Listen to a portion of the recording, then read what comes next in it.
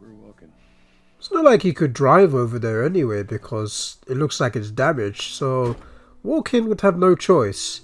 Yeah, it's damaged anyway, so you wouldn't have been able to drive there. You would have had to walk anyway. Pretty, ain't it? But yeah, here we are. And we're just going to follow Joel. So the fallout of killing Marlene and not making Ellie go for that surgery. I support Joel on his decision. I support him on his decision 100%. I don't think I ever told you, but Sarah and I used to take hikes like this. I think the two of you would have been good friends. I think you really would have liked it. I know she'd have liked you. Bet I would have. That's a nice thing. Joel is opening up about his daughter now. Oh, that is a fantastic view. Oh my god. I had to stop and I'm screenshotting that because that looks beautiful. I just love how beautiful the views look. This game, for a 2013 game, it stands up very well still, I'm not gonna lie. Alright, seems Joel's gonna have to come give us his hand. Because we can't make it. Okay, wee.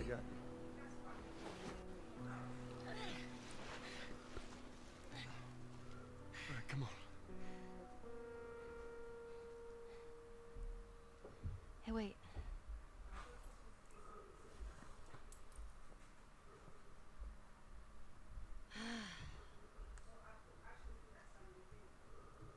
Back in Boston? Back when I was bitten? I wasn't alone. My best friend was there. And she got bit too. We didn't know what to do. So she says, let's just wait it out. You know, we can be all poetic and just lose our minds together. I'm still waiting for my turn. Ellie. Her name was Riley, and she was the first to die. And then it was Tess. And then Sam. None of that is on you. You don't understand. I struggled for a long time with surviving. And no matter what, you keep finding something to fight for. Now, I know that's not what you want to hear right now. Swear to me. Swear to me that everything that you said about the Fireflies is true.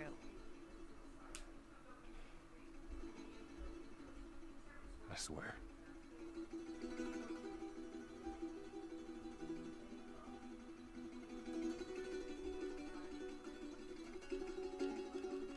That guitar riff, it wasn't needed. Well, not guitar riff, but that little thing at the end. But that's it for the main story of The Last of Us. What can I say that hasn't been said about this game already? I can't really say anything else about this game that's already been said, you know. Just putting my 2 cents in it, this is easily one of the best story-driven games I've played, and in terms of character development, they did it pretty well. Ellie and Joel did not like each other. Understandably, that's how everything is when you get with someone for the first time, or, you know, meet someone for the first time. You're not always going to be perfect, but the way these two connected over time, it was brilliant.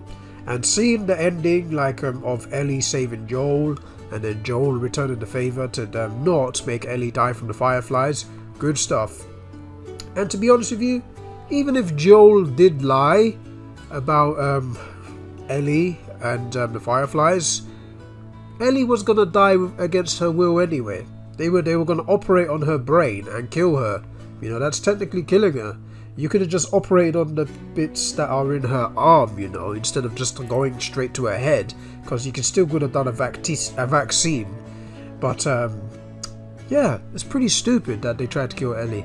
So yeah, Joel did the right thing, because there's many more people out there that are like Ellie, which is true, but we just don't know who. But yeah, of course, they tried to kill Ellie with the operation, so I'm glad Joel did what was right, which was to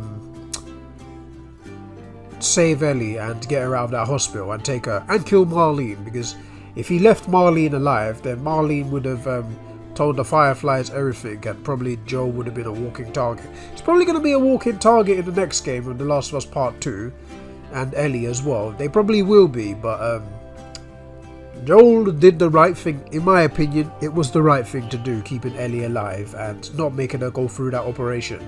You know, it just showed that Joel cared about her a lot when he spoke out against Marlene, saying this is the way, like calling out on her BS and whatnot. So yeah, Joel was pretty correct, and I would have done the same thing. So kudos to Joel, kudos to his character development, because like he was really a cold bastard. I don't really well, I do use that word often on my channel, but he was a very cold bastard, has to be said.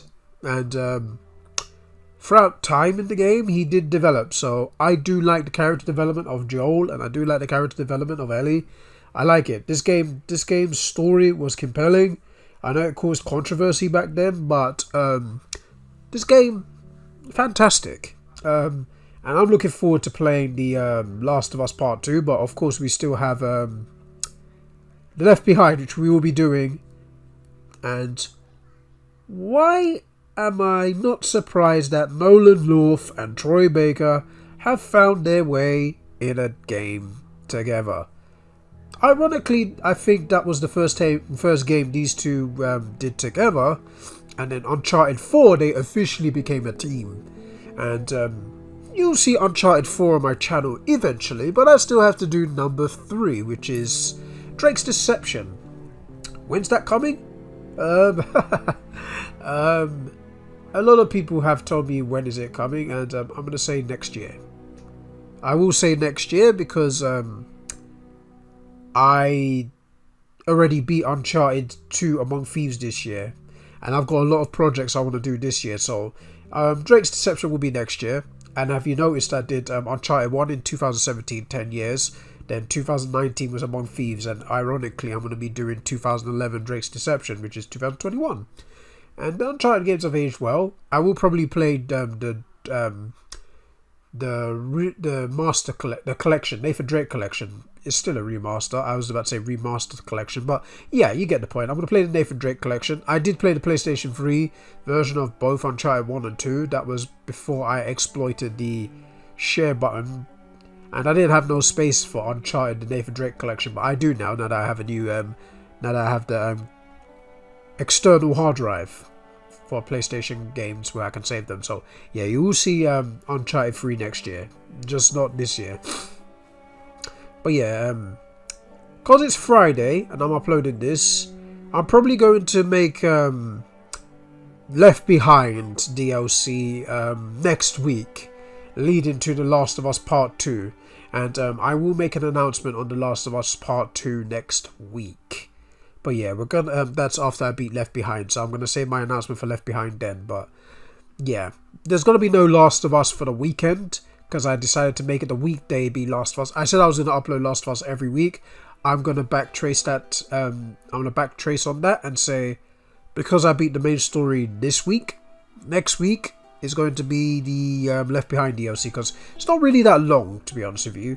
I thought it would be long enough for me to continue making the Last of Us videos last throughout the week, but no, it's actually pretty short. So you'll see the Left Behind DLC for the weekday.